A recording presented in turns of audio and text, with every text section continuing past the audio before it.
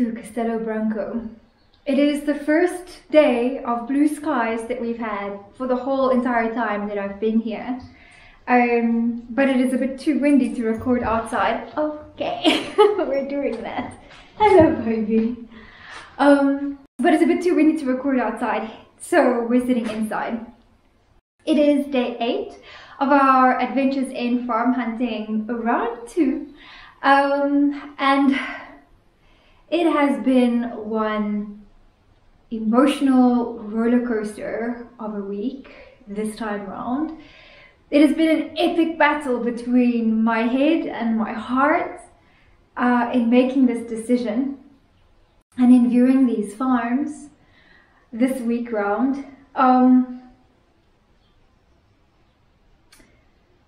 I've had some sleepless nights, to be quite honest, and today I feel like I made a decision. Which one won? My head, my heart.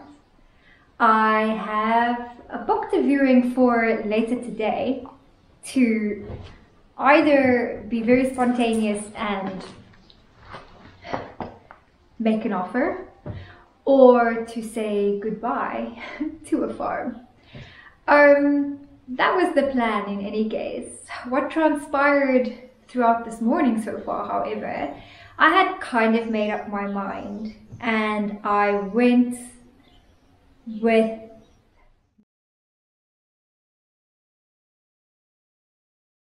Oh, I didn't even tell you the property that I saw yesterday. Gosh, how could I forget? Well, obviously I could, because my head has been in other places. So yesterday was the trip to Covilha. It was to see this property, this farm, this 2.5 hectare farm that basically this entire trip was planned around. I had high hopes for the property.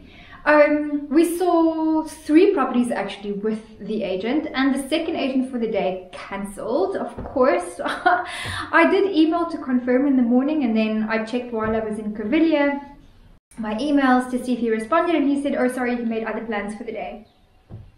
Goodness knows what happened this last week with these agents, guys. I don't know who does that. But anyway, it was kind of a blessing in disguise, because the property that I was going to see with him was over 7 hectares, and I don't think that I am prepared to manage something of that size. Anyway, so I saw 3 properties with the agent of Covilha yesterday. One was in Belmonte, and I didn't have high hopes for it, but it actually turned out to be a lot nicer than I expected. The house was totally livable. It was in really, really good condition. I mean, nothing fancy. It would need to be modernized and whatnot, but there was no rising damp. There was no water leaks or anything on the walls, or damp that I could see coming through on the walls. It was in a very good livable condition. It had a really nice outside terrace. It was just a little bit over 1 hectare. It had a good spring, actually, a natural spring with a little river running through the one side of the property, which was quite pretty. One section, probably 1/3 of the property, is forested area, so it contains like a lot of pine and a lot of oaks. I'm not sure if they were cork oaks. I think they were just oak trees. I did spot some caterpillars in those pines, and that freaks me out entirely because they're completely toxic to dogs. So that of course puts me off any property that I see these days. I check for pines first, pine trees. The only negative that I had about that property is that the entrance, the road coming into the property, also leads to the neighbor's farm, which is very, very close. It's like 50 steps, I would say, from the one farm to the other farm, and it sits on that same road. So you could never close off your property completely, because you need that access road as well. They need that access road as well, and a part of the property kind of wraps around that neighbor's property. So it was a little bit of a weird situation with regards to the terrain, and for that reason I didn't consider it. It was an urban article though, and it's probably one of the cheapest that I've seen so far. 110,000. It's actually really good value if that's something you could live with.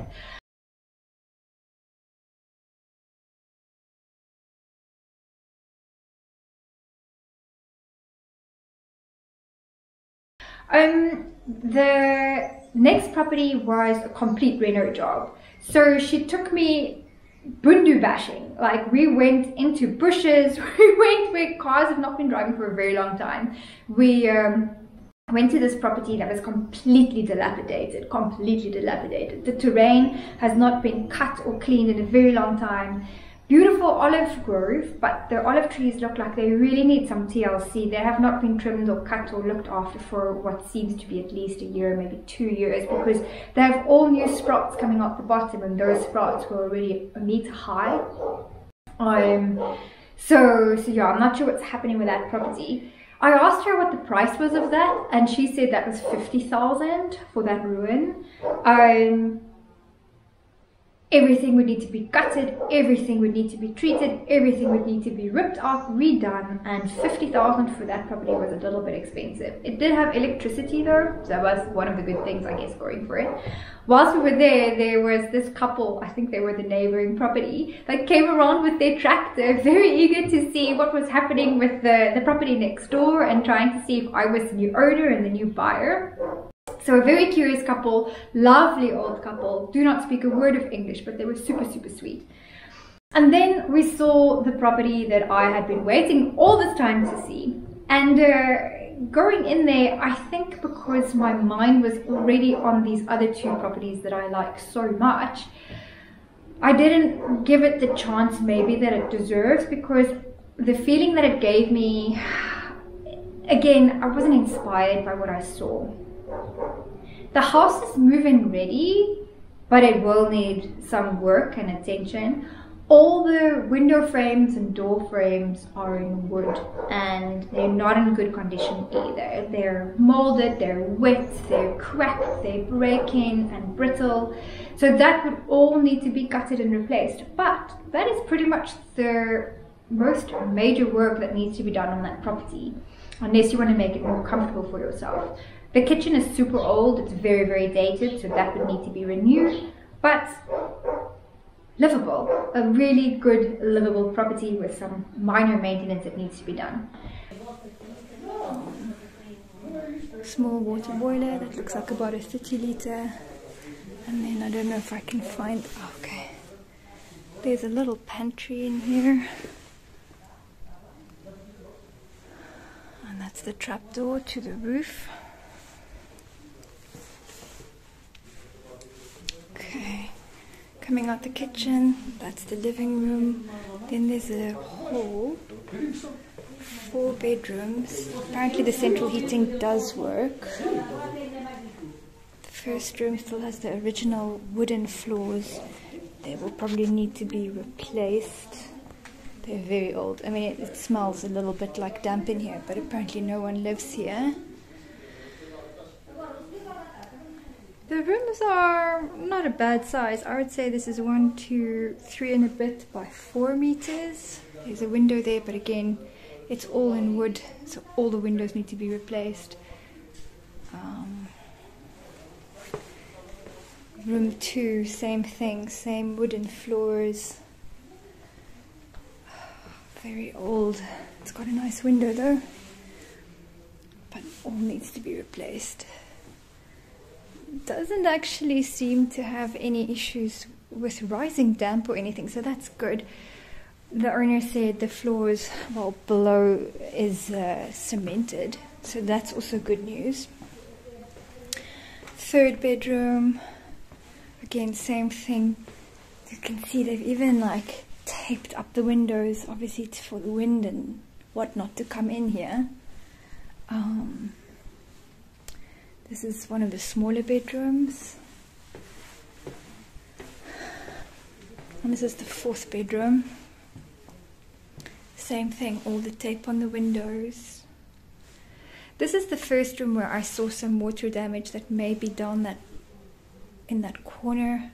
Could have come down from the roof. At the back of the house is some old animal I don't know, structures, like where they used to keep pigs and stuff. That roof is still asbestos as well, so maybe this water damage coming through here is possibly because there's water piling up there. And then there is one bathroom. Bathroom definitely will need to be, I mean, it's probably usable for now. No shower. It's got a bath that's easily fixable, though I guess one can just stick that somewhere on the wall. The roof here also again looks like something's happened here. But again, this leans onto the animal structures. Old toilet, bidet. One can possibly knock out some of, you know, maybe another bedroom or something to turn that into a bathroom.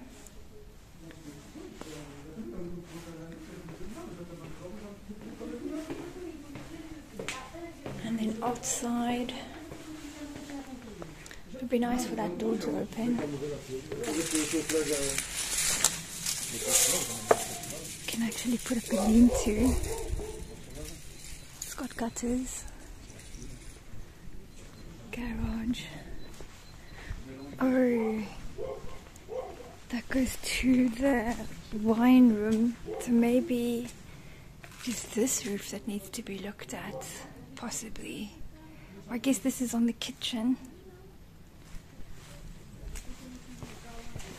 And old garage workshop vibes. It's quite a big space. This is an asbestos roof though. And then an original stone table. This is all concrete, I think. So then you come out, and on the back of the house is the, oh, that's, I'm not sure what that is. Oh, that goes into the animal pens, whatever. They keep chickens and pigs apparently. The farm itself is 2.5 hectares. It's a vineyard. So if you buy that property, you could claim that you own a vineyard in Portugal, and you will not be wrong, because it is a little wine estate. Well, it's not little at all. It's 2.5 hectares. And it produces red and white drinking, well, wine. Some table grapes in there as well. But the entire area has been dedicated to vineyards. It wasn't the prettiest of terrain, but it is at an elevated position, so you do have some views over Covilha city. And Covilha is a city, I found out yesterday, because I hadn't been there before. It is as big as Castelo Branco, and it is the capital, I think, of that region, I think. I speak under correction, but it's a huge, huge city, really, really pretty big. So you wouldn't be in the middle of nowhere, you would actually be very, very close to a large city if you were to consider that property. I think if my head and heart weren't set on elsewhere, I think this would have been possibly what I would have bought walking away from this trip. Really, it's a lovely property. Again, it had a neighbor super close by at the back, and then it had some neighbors in the front which had dogs which were barking all the time, and my dogs don't like that at all. But the house is set quite far back from the road. It had good water. It actually had quite a lot of water, so that is an amazing advantage of that property, because water is really like gold here. The neighbors that are close on the back border, they only come down for summer. Apparently they live in France. So pretty much you would have the space to yourself, and you know, be very comfortable, tranquil, calm. We could hear bird songs. There weren't many cars coming down the road that was crossing in front of the property. So if you're interested in a wine estate, I think this is an amazing property to look at. And it's an urban article. It's got garages and art buildings, and it's got all the original infrastructure to produce wine. It could be a really good investment, because it's only the asking price is only 160,000 euros, and that's really not a lot.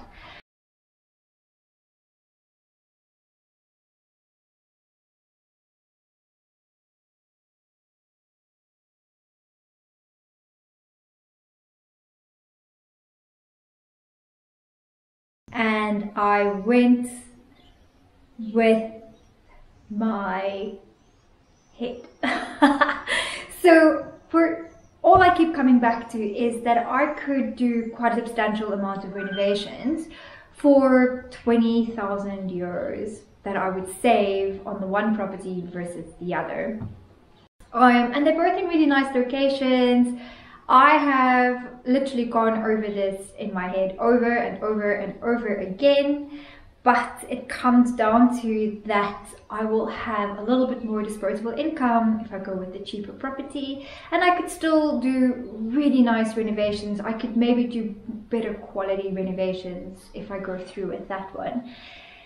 So I have made an offer on that property, and the moment I made the offer without hearing back from the agent, I literally burst into tears. I think partly because this week has just been so emotional. Also, I'm really tired, probably just from being in my head so much this week. So it was either just because I'm super emotional, or I'm really sad that I didn't go with my heart, or maybe it was an absolute relief that I finally made a decision. But I can tell you guys now, I haven't heard back from the agent yet, so I'm sitting here waiting to hear whether my offer has been accepted. And I do feel some kind of relief in having made a decision one way or another. So you guys maybe heard my phone going off in the background, and I think that may be the agent getting back to me to let me know what's happened. So I'm gonna go check my phone out to see if I have good news or not. Stay tuned. Well, I just checked my phone, and as I thought it was the agent, he let me know my offer was accepted. I'm pretty excited, actually. I really am. So, but as I've learned, an accepted offer does not mean a done deal. I'm going into their office later today to sign some paperwork and discuss the process, I guess. I'll keep you guys posted on how that goes and what that means and what's required and whatnot. But step one, it's accepted. I've made a decision. Here we are. Maybe this is the first step of our new journey.